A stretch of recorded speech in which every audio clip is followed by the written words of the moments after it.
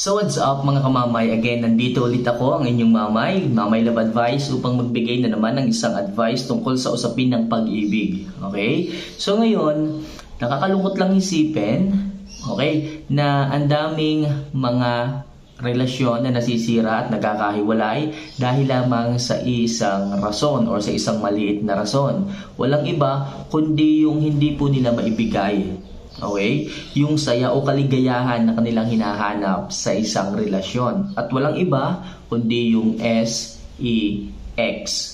Okay? So sana mga kamamay, mga subscribers natin dito, wag po sanang dumating sa point o pagkakataon na ganyan din po yung inyong sapitin pagdating ng araw. Kaya ngayon mga kamamay, gumawa ako ng ilang mga tips upang maibigay ninyo mga girls ang the best na SEX sa inyong mga partners. So kung ito lang yung dahilan kung bakit sila maghihiwalay, kung bakit kayo maghihiwalay, andito at sana makatulong ang ilang mga tips na i-share ko upang maibigay ninyo ang hinahanap ng isang lalaki. So wag na natin patagalin. Kung gusto niyo po yung ganitong klase ng video, mga advice, mga love advice pagdating sa pag-ibig, just click the subscribe button and notification bell para lagi kayo maging updated sa lahat ng mga tips na gagawin ko.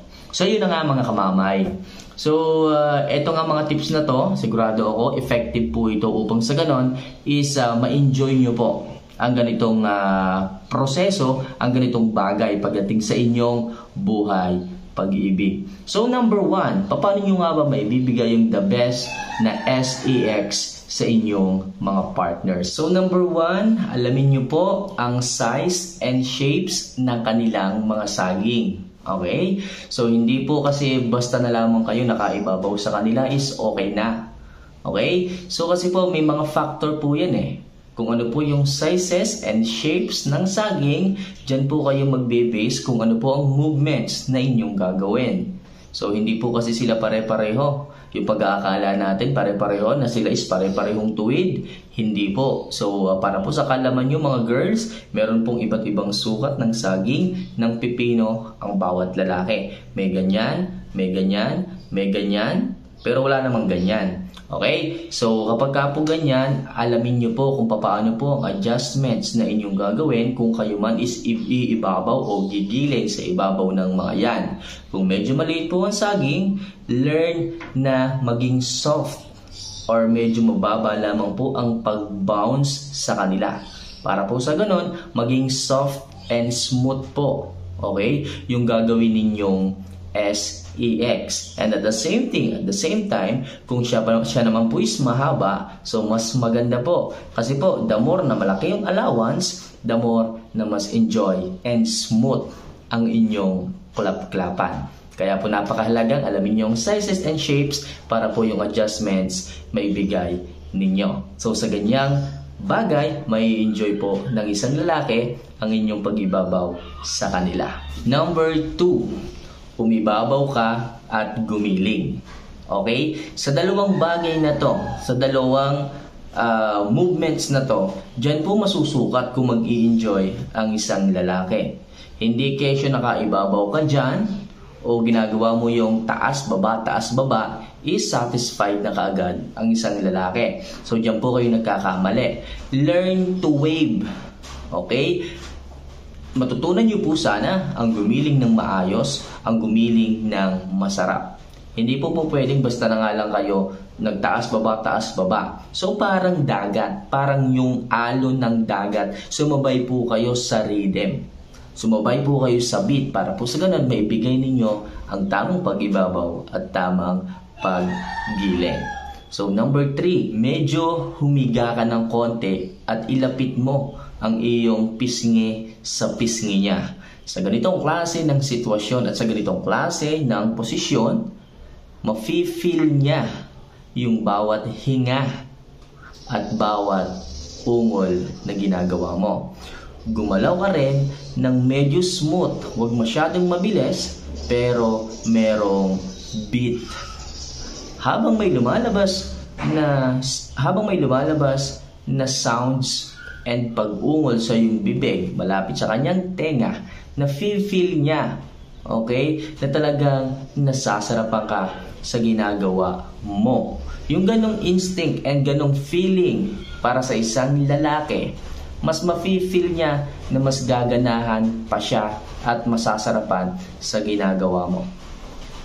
Kaya mas maganda, humiga ka ng konti at ilapit mo yung pisngi mo at medyo maglagay ka ng sound sa kanyang mga tenga. Number 4, maghanda ka ng mga romantic sounds and music. Sa ganitong klase ng pagkakataon, sa ganitong klase ng sitwasyon, mas maibibigay niya yung kanyang kakayahan upang gawin kung ano man yung ginagawa niya. At the same thing, magkakaroon ka din ng beat upang sumabay at makipag-cooperate sa kanyang ginagawa. Yung mga romantic sounds na talagang gaganahan siya kung ano man yung ginagawa ninyo. So yung mga tips na sinabi ko from 1, 2, 3 to 4, okay, kapag kaya po is nilagyan ng sounds, mas mai-execute nyo po ng maayos yan. Mas mailalagay nyo po sa timing ang bawat ginagawa ninyo. Kasi po ang music, ang sounds is meron po yung beat na kung saan po pwede nyo po kayong sumabay o pwede po kayong sumabay habang ginagawa nyo yung pag-ibabaw sa kanila.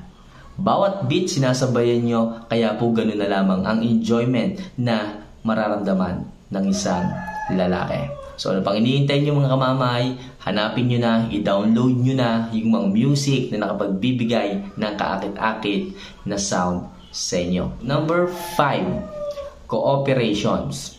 Ito po mga kamamay, napakahalaga po nitong cooperation pagdating sa inyong SEX.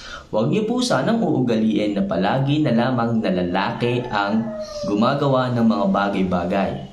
Kayo, aminin natin sa lahat ang mga babae kasi favorite lang nilang humiga, dumapa, yan lamang. So mga girls, ito ako magsasabi sa inyo. Make sure na kailangan makikooperate po kayo kung ano man po ang ginagawa ng lalaki sa ganitong klase ng bagay. Kung napapansin ninyo, napapagod na ang lalaki, pinagpapawisan na siya, at medyo hinihingal na siya, so ito na yung pagkakataon na magpahinga naman siya, ikaw naman yung gumawa. Okay? So, kailangan ikaw naman yung gumalaw, hindi ikaw lang lagi yung hihiga. So, sa ganitong pagkakataon, natutulungan mo siya na magpahinga saglit at makabuelo ng mas susunod at mas masarap na movements. Okay? So, napakahalaga ng cooperation ha. Kailangan gumalaw din kayo and sabayan nyo po siya. Last, number 6, yung tinatawag nating confident. So mga girls, mahalagang-mahalaga po na meron kayong confident sa inyong sarili. Yung confidence na meron kayo para gawin yung mga bagay-bagay na ganyan, so napakalaki po ng points niyan pagdating sa aming mga lalaki. Yung tipong bigla nyo na lang kaming aayain na magklap-klapan na ganyan, hindi kami handa, hindi kami ready, pero bigla nyo na lang sasabihin sa amin na, okay, so honey, tara dito. May gagawin lang tayo. So napakalaki pong points sa amin at napakalaking ngiti na maibibigay ninyo sa aming mga labi. Once na inyo pong sinabi yan or inyo pong ipinakita yung confident sa inyong sarili. Yung tipong kayo yung magdadrive para mapunta tayo o mapunta kami sa paraiso na hinahangad namin. Kaya kung ako sa inyong mga girls, kung nakaramdam kayo ng something na gusto nyo ng kaligayahan, okay, gawin nyo po ito kasama ang inyong partner. So take note, kasama ang inyong mga asawa, boyfriend o partner lamang.